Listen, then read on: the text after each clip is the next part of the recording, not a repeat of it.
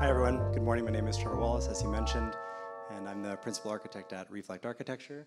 And I think really we want to take this opportunity to talk to you about two things that are a lot of what we like to think about at Reflect. And the first is being very sensitive to program and what people are really doing inside their spaces, whether that's single family, whether that's multi-res, whether it's urban infill or missing middle. You know, the sensitivity to understand how people live today is really important. And the other item is maybe a bit more aspirational, which is how do we build? How do we stay progressive? How do we look forward to building techniques that allow projects like the missing middle to take advantage of some scale, some opportunities around new construction methodologies, and some of the stuff that's out there perhaps in different sectors that can be mapped over into the missing middle and these sort of 4, 5, 6, 7 unit buildings. So our firm, so we're going to talk about progressive design and making sure that we're being very thoughtful about how these things are unfolding. Talk about an actual floor plan, and then I think that one of the interesting things for us is the difference between what a floor plan looks like on paper and what it's like to live in a floor plan. And that's kind of that thing about experience and program and making sure that the designs we do are really thoughtful. And then talking a little bit about the system, which is sort of that more aspirational consideration around, you know, how do we put this thing together and how can we take advantage of new technologies that are out there to optimize value for both the end user and the people who are building the buildings. A little bit about Reflect. We do everything from, you know, tall mid-rise to single family, urban and rural. We do some projects that are commercial and a bunch of commercial retail as well. So we benefit from seeing how different projects are executed in different sectors, and part of this is grabbing ideas from certain sectors and pulling them into the one that we're all here to talk about today. So progressive design, I mean, I think for us, so many of our lives we move into a home that is the way that it is, it's set up the way it is, and we kind of have to shoehorn our lifestyles into the home.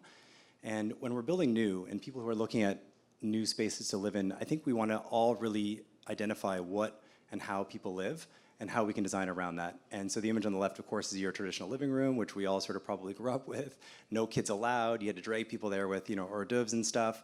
But at the end of the day, everyone hangs out in the kitchen. But then when you look at this stuff and you think about how people use the kitchen, and how people use their homes, and how people live in these spaces, we start to ask questions like, you know, why is the least used space in the best space of the house and the most used space in the back are not engaging the public space? So public and private and all that kind of stuff becomes things that we want to consider and make sure that as we design, we're being very thoughtful about that actuality.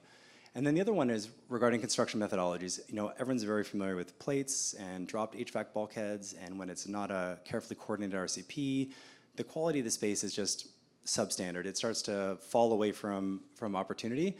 And by thinking about things like raised floors or prefabrication or CLT, NLT, DLT, whatever your flavor is, we can look at the quality spaces through newer construction methodologies that deliver, quite frankly, a better value proposition for the builder and certainly a better value proposition for the end user.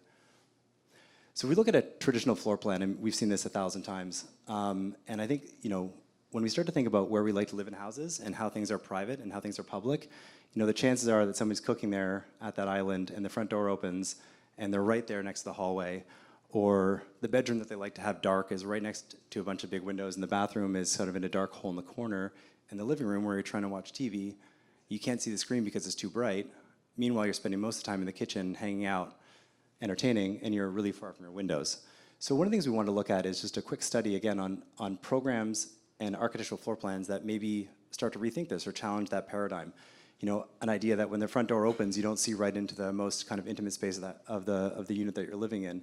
That the living room maybe is better suited to have a chair that faces it so you can hang out and chat with people. Kitchens that are against the window, so when you wake up and read the paper, or you're cooking at night, you can enjoy that kind of a view or that kind of natural light.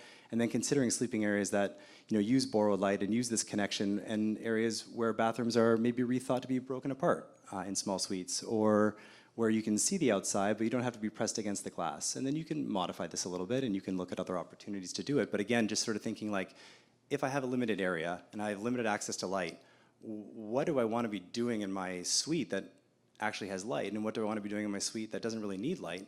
And is there like a reshuffle that can be considered? And again, the rationale can be applied at different scales. And then we sort of say, okay, well, we've seen the floor plan, but like, what do these things start to feel like? And this is a conversation we've had a bunch lately, is the difference between looking at a floor plan and then walking through what that actual floor plan feels like. And I think there's a massive disconnect, and there's been so many times where we've sat down with people and walking through a floor plan for an hour, and you think they fully understand how this space is going to be. They're getting excited about the place, and they say, so where's the front door again? And you're like, whoa, I think we lost you. So visualization to understanding from a three-dimensional capacity how these units might start to feel, and this is of course a rendering of the unit we were just looking at in plan, I think is really powerful. And again, I think in thinking about and thinking through design for people and thinking about how they live in their spaces, we start to make decisions that might change how we might design these spaces. An entry to a primary bedroom, an ensuite, that doesn't have a direct view to the bed, access to a bathroom that benefits from natural light, a bedroom that's a little bit away from the windows, but you can still wake up and see what's happening outside. And so I think, again, just to reiterate, sitting down with a client, thinking through what you're going to offer a client when you're building something, and saying, there's the way to do it. There's a floor plan that works. It's been done a million times. Everyone's bought it. But is it the best one? Is that really the one that people are going to get behind? And what are the opportunities to sort of sit down and think through how we live, what we're doing, and how we can design better for that? And I think the second part of this is like, how does that come together? And is there a value proposition potentially embedded in this? And so this is a bit progressive, and it's certainly like not super familiar to a lot of people, so bear with me. This is kind of like the inspirational idea thing, and thinking through how this works, but this is what a raised floor plenum looks like, and you can steal it very quickly from office design. And when you're not as sensitive to height, where you need to be clear about your floor-to-floor heights, and losing 6 or 8 inches in your floor plenum is challenging for a ceiling height, argument to be made around whether you have bulkheads or clear ceilings is better at lower or higher heights. But the ability to use the entire raised floor as a pressurized plenum to distribute air and only have one return air from a bedroom plus a return grill in your living space means that you have infinitely less HVAC going in, and that the return air could be, say, flexible, so it's really easy to install, that your plumbing can be flexible, installed easy, and running back to a single stack. So evolutions of that same suite moving forward in the future to accommodate different lifestyles or different families is doable all within a single unit.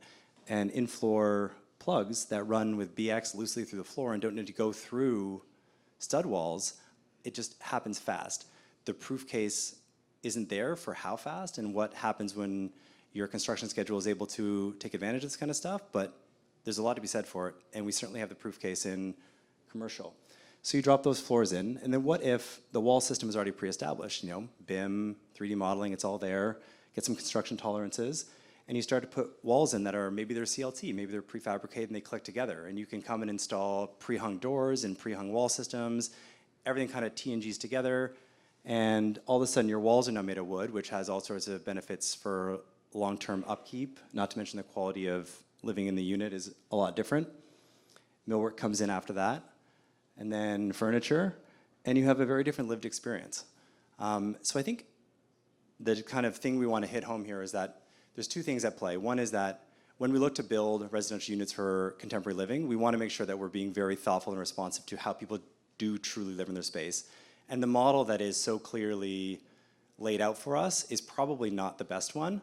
And then when we think about how we put these things together, prefabrication, the use of large format wood, the use of systems coming from other sectors is all readily available. And as we start to move into the space of this missing middle, as we start to move into constructing 4, 5, 6 units, these opportunities are really interesting because you start to get these economies of scale that come to play. And if you do 1, you do 2, you do 3, your teeth get cut pretty fast, and then there's a real value proposition there for the developer as well. So that's the end of it. Thanks so much for your time, and I hope that was enough to give you a few ideas on how to approach that.